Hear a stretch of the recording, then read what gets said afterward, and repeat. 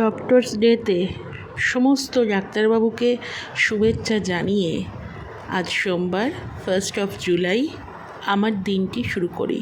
আর সুপ্রভাত বন্ধুরা, আমি অলিভা আবারও একটা ঝকঝকে দিন কাটানোর জন্য চলে এলাম আপনাদের কাছে। চলুন কিছুটা পথ আমার সাথে চলা যাক।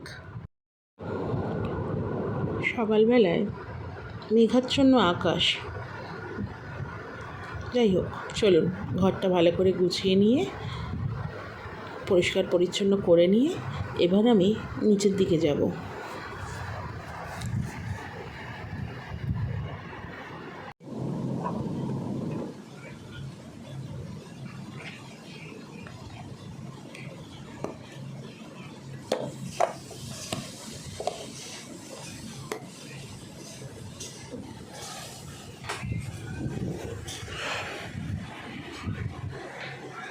বাবার জন্য ছানাটা তুলে ফ্রিজে রেখে দিয়ে এলাম, কারণ বাবা নেই, ডিউটি গেছে। এবার আমি খেয়ে নিচ্ছি ছানাটা।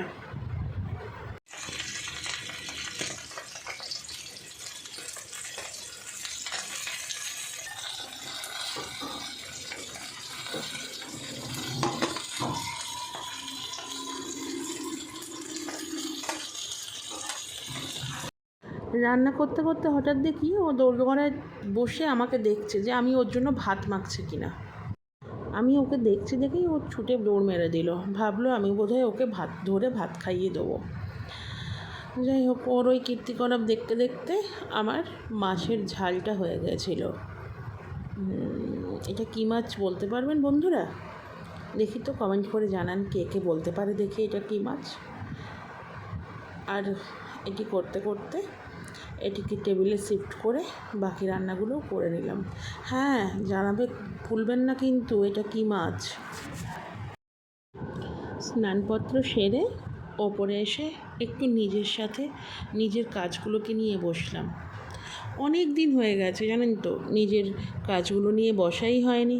অনেকগুলো বুকিং এসছিল, সেগুলো নিয়ে একটু লেখাপত্র, কাজপত্র, অনেক হিসেব নিকেশ, এই সমস্ত কিছু বাকি ছিল, তাই সেগুলোই সেরে নিচ্ছিলাম। হাতে অনেকটা সময় ছিল আজকের, তাই সেগুলো সেরে নিলাম ঝট করে। চলুন আমি আমার কাজ করতে থাকি।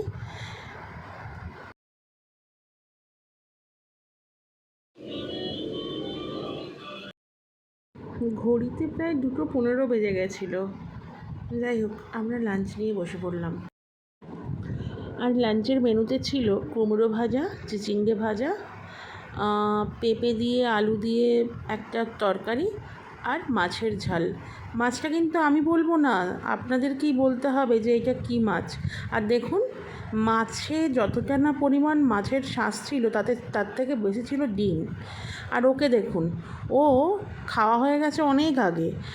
যেই না আমরা মাছের ডিমটা খাচ্ছিলাম, ও কী করে বুঝলো জানি না, ঠিক সেই টাইমেই উঠে এসে দাঁড়িয়ে আছে মাছের ডিমটা খাবে বলে।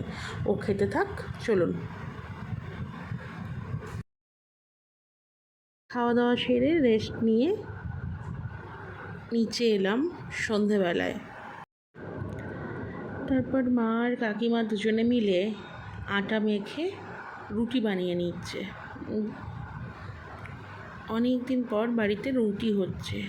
আসলে এত গরম পড়েছিল না, রুটি কেউ খেতেই চাইছিল না, তাই একটু বৃষ্টিপত্র হওয়ার পরে আজকের বাড়িতে রুটি হলো।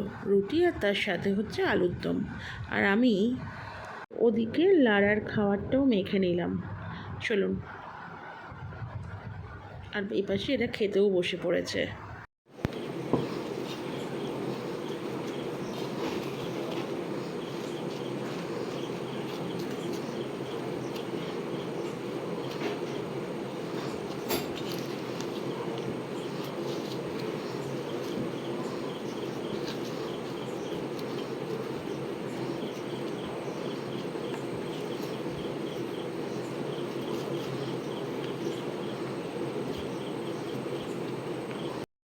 ওর খাবারটা মাখিয়ে ওকে খাইয়ে নিলাম। আর রাত বাড়াবো না বন্ধুরা, কারণ আমরাও তো খেতে বসে গেছিলাম, তাই বললাম। বন্ধুরা, ভালো থাকুন, সুস্থ থাকুন, সুন্দর করে বাঁচুন, কারণ প্রত্যেক প্রত্যেকটা আগামী আমাদের কাছে অজানা, প্রতিটা সকাল আমাদের কাছে নতুন স্ট্রাগল নিয়ে এসে হাজির করে। তাই বর্তমানটাকে হৈ হৈ করে বাঁচতে চলবে।